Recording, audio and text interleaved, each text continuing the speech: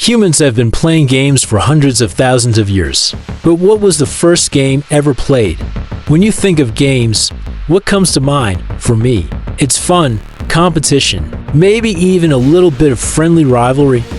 But would you believe that the very first games were actually a lot darker? Hi, everyone. Welcome to this channel.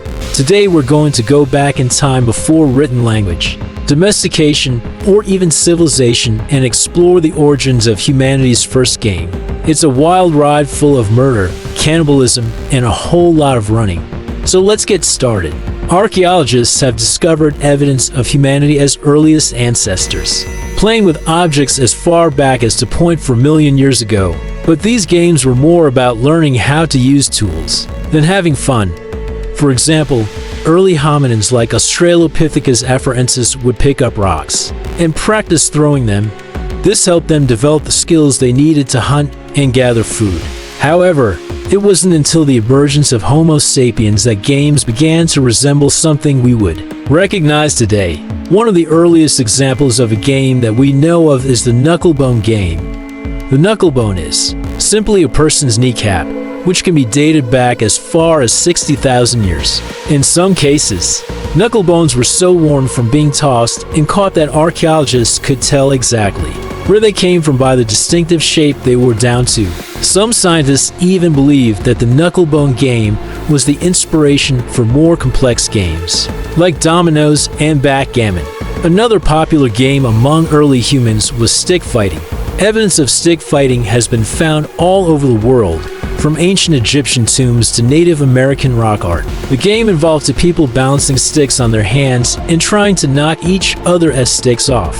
It was a test of skill, strength, and balance, but also an important part of coming-of-age rituals. Young men would engage in stick fighting to prove their bravery and skill, and the best fighters would be rewarded with respect and admiration from their peers. Early humans also enjoyed a good race. Racing was a popular pastime for ancient Greeks and Romans, and it was also a common form of gambling. Bets were often placed on races, and the winners took home a prize, usually more food. But it wasn't just about the competition. Racing was also a way for early humans to test their limits and see how fast they could go.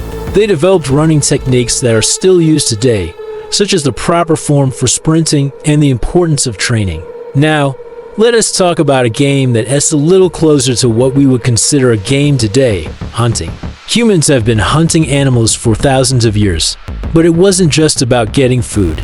It was also a form of entertainment. Early humans would work together in groups to hunt large animals, and the thrill of the chase was a big part of the fun. Of course, this type of hunting is much more intense than your average video game, and it required a lot of skill and strategy. But for early humans, it was a way to bond with their friends and family, show off their bravery, and get a good meal at the same time. But perhaps the most surprising aspect of early human games is how they have changed over time. As humans have evolved, so have our games. What started out as a simple knucklebone game eventually turned into backgammon, while stick fighting evolved into fencing.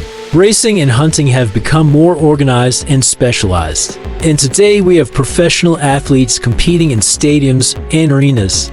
So the next time you sit down to play a game, take a moment to appreciate how far games have come.